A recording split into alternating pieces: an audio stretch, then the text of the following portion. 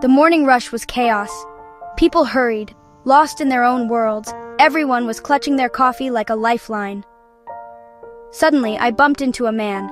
My coffee drenched his crisp white shirt. But instead of anger, he smiled. "It's just coffee," he said, his voice calm. He even patted my shoulder before walking away. I stood there, stunned. That moment felt like sunlight breaking through clouds. Grace is the smile when you expect a scowl, the unexpected kindness that disarms.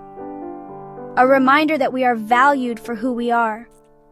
That encounter stayed with me. This is the heart of grace, the willingness to offer compassion even when it's not deserved. Sometimes the smallest acts reveal the greatest gifts. So, what exactly is grace? It's a word we hear often, especially in religious contexts, but its true meaning can sometimes feel a little elusive. Let's take a moment to really unpack it.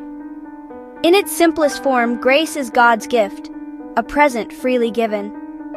His goodness given generously to those who haven't earned it and realistically can never repay it. It's a one-way transaction of love and favor. Mercy is not getting the punishment we deserve, it's being spared from the consequences of our actions. Grace, on the other hand, is receiving a gift we never earned, something wonderful and unexpected. Imagine a judge dismissing your speeding ticket, wiping the slate clean, and then going above and beyond, filling your gas tank for free. That's grace. It's the unexpected bonus, the unmerited favor. Grace is more than just forgiveness. It goes beyond simply erasing the debt. It's a lavish, unexpected blessing and outpouring of love and generosity. The Bible says we all fall short, that none of us are perfect. We're constantly missing the mark in big and small ways, making mistakes along the journey. In a world of rules and consequences where actions have repercussions, we'd be forever trying to make up for our mistakes, constantly striving to earn approval. But God doesn't keep score like a bookkeeper, meticulously tracking every error. Instead, He responds with a gift, Jesus, His only Son. God gave His Son to bridge the gap our mistakes created, to reconcile us to Himself. This wasn't given as a reward, but as a rescue, a lifeline thrown to those who are drowning. Grace isn't something we earn through good behavior or religious rituals. It's not a transaction. It's a divine kindness that meets us right where we are, in our brokenness and imperfection. Don't picture a ladder you climb to reach God. It's not about our efforts to ascend. Instead, picture God coming down the ladder to you, meeting you where you are. He offers forgiveness, a clean slate. He offers acceptance and love, no strings attached, no hidden conditions.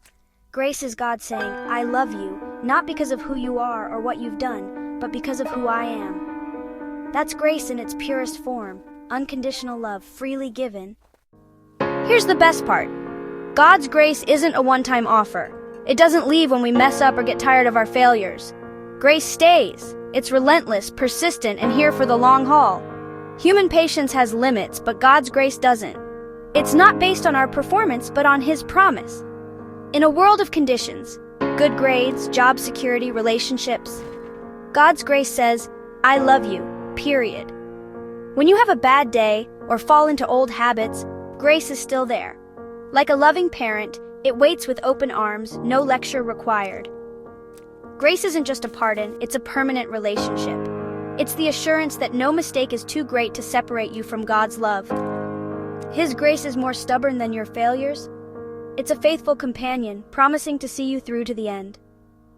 Not because you're always faithful, but because He is. This is what sets grace apart. It never gives up on you. Grace is the love that stays. Imagine a man in a grand kingdom who repeatedly steals from the royal treasury. Astonishingly, the king forgives him, wiping the slate clean. But he steals again. Yet, the king forgives him again, declaring, My forgiveness is a permanent gift freely given. This cycle repeats, the king's grace outweighing the man's failures. We too stumble, burdened by shame, believing God's patience has run out. But God's forgiveness is inexhaustible. Even Paul struggled, yet found hope in God's grace. Grace covers our past, present, and future. God's grace is greater than all our failures, a timeless, never-ending pardon. That's the miracle of grace. When we realize we're living under a constant waterfall of grace, it changes us. Grace doesn't make us want to sin more, it makes us want to sin less. Persistent forgiveness has the power to change hearts. Being loved so completely melts hardness and inspires new life. Grace heals our relationship with ourselves, breaking the chains of shame and guilt. It says, "You are not your mistake. You are my beloved child." When that truth sinks in, we can finally breathe and see ourselves as deeply loved. Grace also transforms our relationships with others. Once we've received undeserved kindness, it's easier to extend it. We become less judgmental, more compassionate, and quicker to forgive. Finally, grace gives us unshakable hope.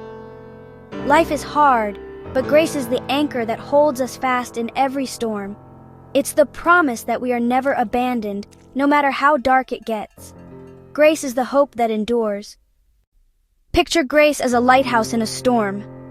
You're a sailor, lost in darkness, waves crashing, hope fading. Then a steady beam of light cuts through the chaos. It doesn't calm the storm, but it gives you direction and hope. That lighthouse is God's grace. It doesn't always remove life's storms, but it shines a constant, unwavering light. Grace reminds us we're not lost and shows us the way home. It's a promise of safe harbor and a loving Father keeping the light burning. This light never goes out, no matter how far we drift. It's there for everyone, seasoned sailors and the newly lost alike. Grace is a universal signal of hope. It's a divine invitation to turn toward its warmth. No matter how fierce the storm, the light remains.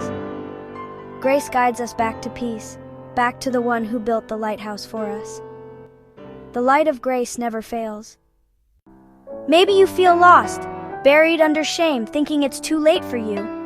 You look at your life and wonder if God could ever want someone like you. If that's you, hear this. You are not beyond the reach of grace. There's no mistake too big, no place too far for God's love to find you. His grace is bigger than your failures, deeper than your wounds. The cross is proof. God will go to any length to bring you home. The invitation of grace is for you right now, as you are. You don't have to fix yourself first or promise perfection. Just turn toward the light and receive the gift being offered. It's forgiveness for your past, strength for your present, and hope for your future. You are fully known and fully loved, forever. Let go of your burdens. You are seen, known, and loved. Grace will walk with you through every valley and every storm. It will never leave you or forsake you. Let grace in. It's here for you now.